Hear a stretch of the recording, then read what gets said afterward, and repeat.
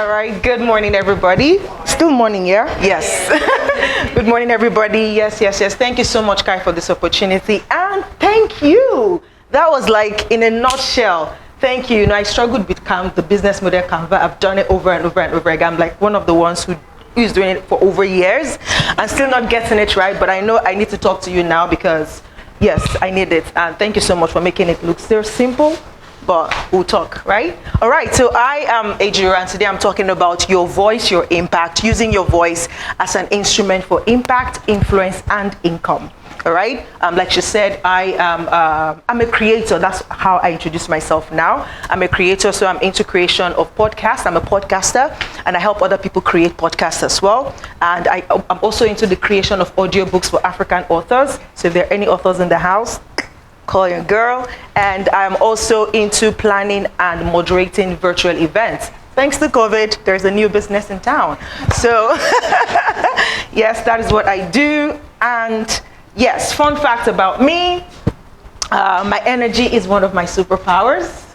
So anytime you feel low on energy, just holler at me like, EJ. I'm like, wait, what? You say what now? Yes, and you're like, okay, I feel the energy, I'm good, I can do this. Yes, that's who I am. It's one of my superpowers, and I just got into it just in 2020. Again, thanks to COVID. Maybe COVID isn't that bad. Like, well, thanks to COVID, I got into knowing myself again. I'm going to tell you a little bit about that in a short while. I love to whistle. I'm a whistler. Right? I can't keep still at the sound of good music. Like, no matter how, even if it's a slow music, just watch. Is that I'm tapping my feet, my head, or my head is moving, or my body is like, I can't stand still when good music is playing, and I can laugh for Africa. So if you're a practicing comedian here, just have me around you. I'll laugh at your jokes anytime, any day, right? I'm good at that. So now that we have, some fun facts about me, my objective here today is simply to ask you questions, or have you ask yourself questions and answer them, soul-searching questions, and to challenge you to be more. To challenge you to be more, to remind you that time is of essence. All right. I was in a conversation with one of my guests on my podcast just recently, and she made that statement. I think I've heard it before, but it just struck me a bit, stronger again. She was sharing about how I asked her, like, okay, why are you doing what you do now? Like, there must be a story, because we all have a story. Everybody have a story, but sometimes we feel like, well, it's like, I've heard my kind of story there, so why would I share mine? Because it's very typical, right? But no, because even when the stories are similar, they are not the same, because our experiences are not the same. The way we were brought up is not the same. The way we see life is never the same. So that means each story can actually have a life of its own if you share it, right? And she mentioned that, life is not only short, but tomorrow is not promised. So why wait till tomorrow? Why say I will do it tomorrow when you're not even sure if you're going to be in tomorrow? So what you have to do quick. I don't know if you know that rhyme when we're younger. It's like, tick, says the clock, tick, tick. What you have to do quick, right? So time is of essence, and I just wanted to remind us about that. Now I'm going to start with the questions. What is your story? Maybe you've never paid attention to it before. Like, really, do I have a story? But I'm here to remind you that yes, you do have a story. And sometimes we don't pay attention, like what Kai was saying earlier on. We just coast along. We're not even paying attention to see what life is doing for us. We're not paying attention to see that I've gone through this, and this. And I made it. I'm standing. I've been through situations that should have crushed me. Like, in the middle of the situation, I was saying, this is it. This is the end. This is how we're going to, is this God? Is this how I'm going to end it?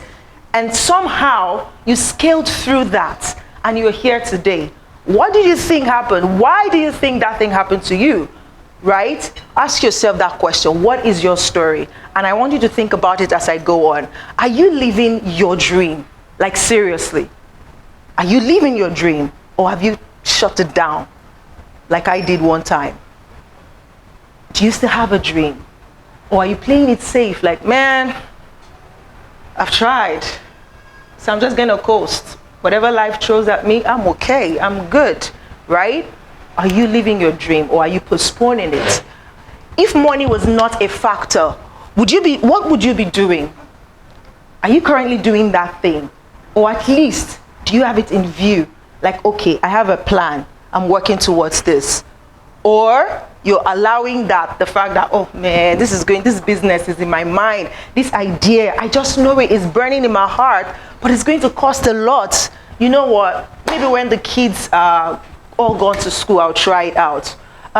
Maybe when I get married, I'll be able to, have that support I need. Oh no, maybe when I finish this course, and then I'll go for a master's, and then I'll go for another, PhD, then I'll be ready to actually pursue this thing. I don't know what your excuses are. I don't know what you're telling yourself, but I just want you to know that the best time to start was like 50 years ago, and the next best time is right now. And you can start small, and that's the beauty of life.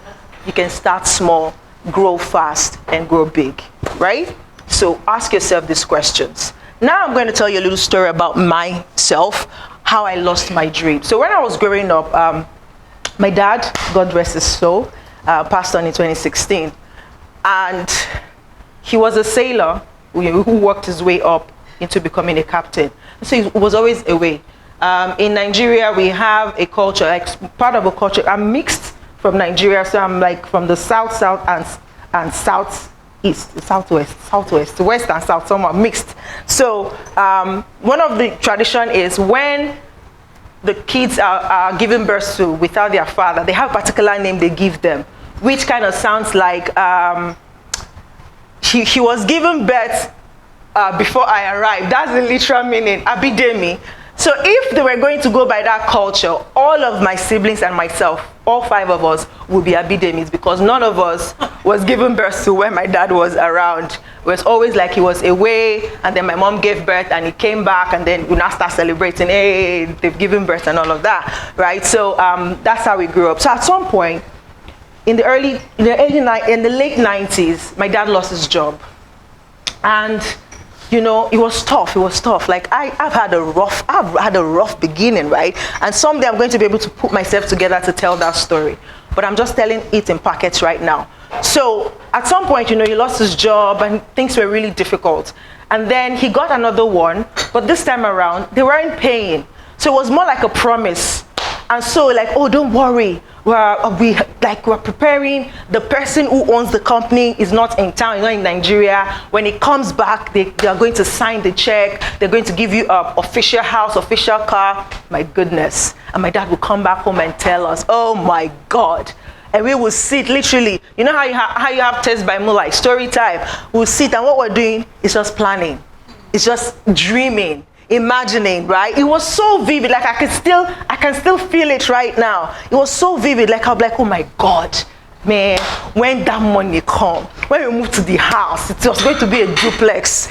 So definitely I'm the first, so I'm going to have my room. Oh, so I started to tell my younger ones, like, man, when I have my room, if you don't knock before you enter my room, man, I was just like, you start dreaming, and then I'm like, oh, the kind of posters I'm going to put in my room, the color I'm going to paint the wall, the way I'll be playing music in my room, nobody's going to disturb me. We would dream and dream. It was so vivid. My dad would be like, man, you're my first daughter. You opened the womb, you opened the door. They had the delay for over 11 years before I came through. So I'm precious to my dad. Like, he doesn't joke with me. And so he would say, I'm getting you a car. A particular car, Benz, the one with one door, I don't even know the model, but the one with just one door, like a sports car. And he would tell me that, I'm like, hey, God, when that car comes, who is going to be my bestie? Who among my friends will be my bestie that will ride with me? Because at that point, I won't be able to take a lot of people, right? So, I would dream about it. It was so good.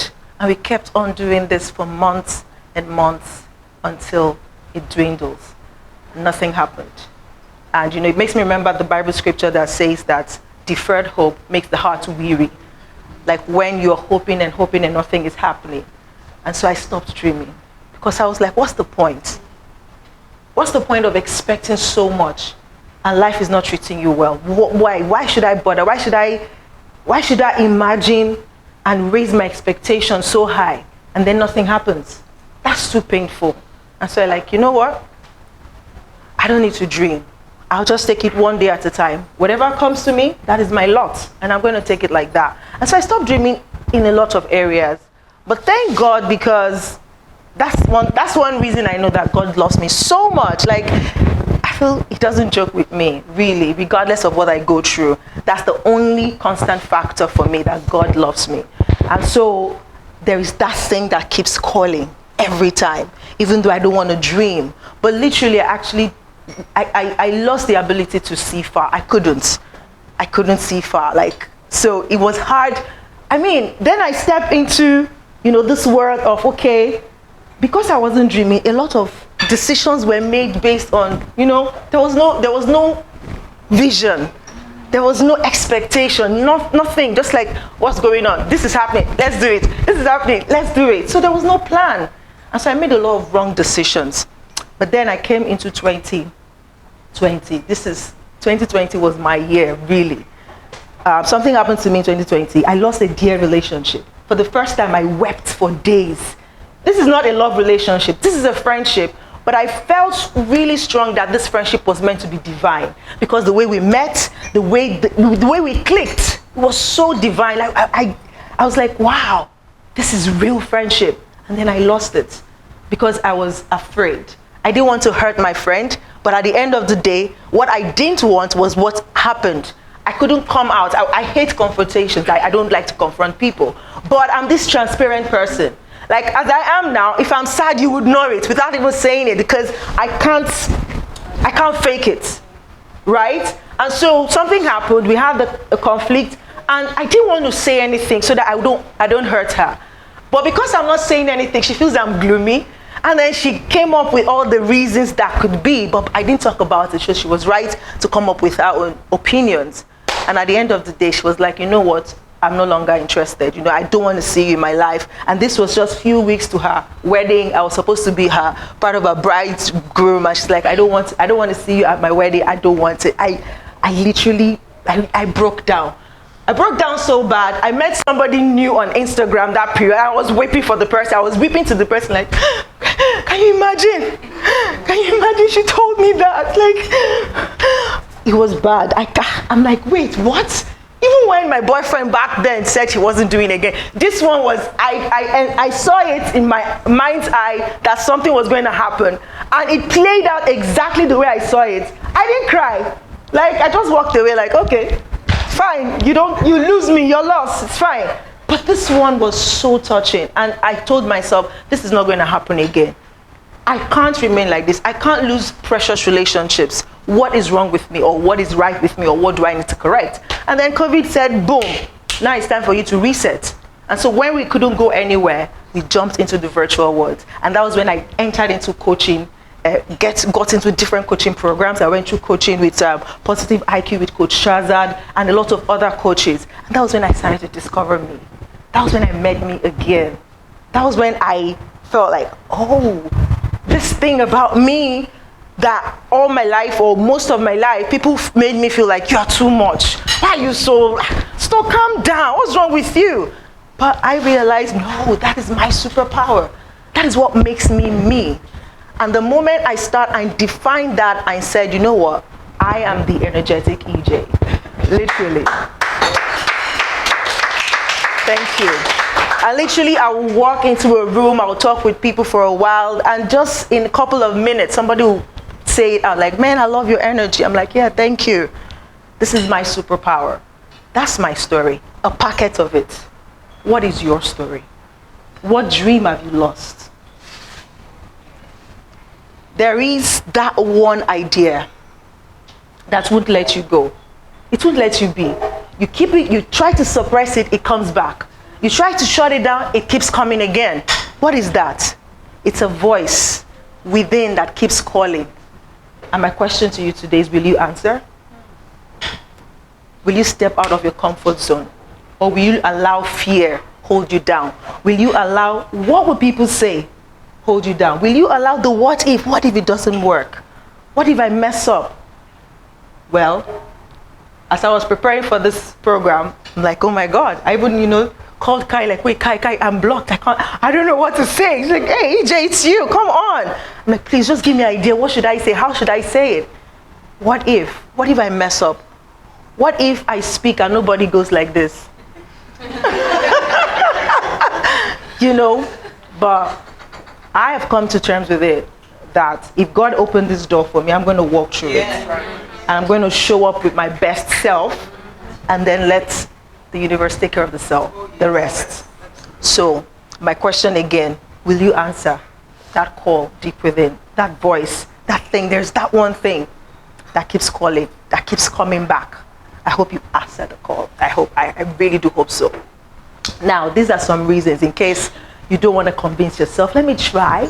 Let me make an attempt to convince you why you should answer that call or listen to that voice. Because someone within your sphere of influence needs that message that you have. There is somebody within your sphere of influence, somebody younger, even somebody older, or somebody your age, that needs just to hear a little bit of your story, to be able to remember, or to be able to give themselves a reason to say, wait, what, you went through that? Are you serious? Oh man, what I'm going through is not even half of what you're going through. So I'm encouraged that I'm going to make it through. There is somebody like that. And for me, I'm a one-person person. Like, as I am now, I'm like, if it's just one person in this room that can resonate with what I'm talking about, that's enough for me. That's the reason God opened this door for me to be here today, for that one person to listen. And it's the same for you. There's one person that you have access to, that has access to you, that in sharing your story, you'll be able to encourage, you'll be able to motivate, you'll be able to inspire, to be more, to do more, and to have more, right? The next thing, because the next generation will be better for it when you share. I don't know about you, but have you been on social media lately? Does anyone here get agitated at the impatience, at the entitlement mentality, at the, I want to make money quickly, as the, no, I'm going to do this so they can know. That's what they call, in Nigeria, we call it pepper them. I want to pepper them.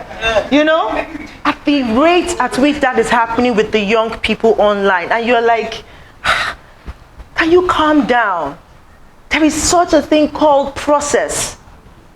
Even when people say, well, I came online, I joined the online business, and I started with $1,000 or $100, and today I have a $1 billion business.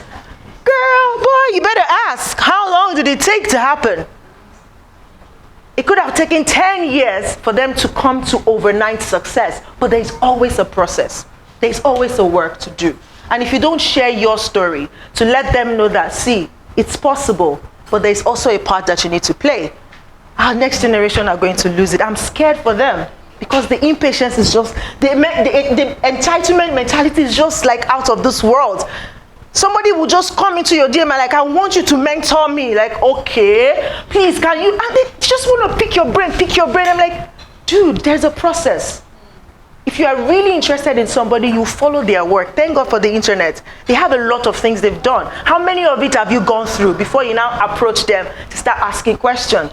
And even if you want to do that, how about you offer a service or you volunteer to help them? That gets you access into the room easily, rather than just, just trying to pull people down, right? But if we don't share these things, how would they know?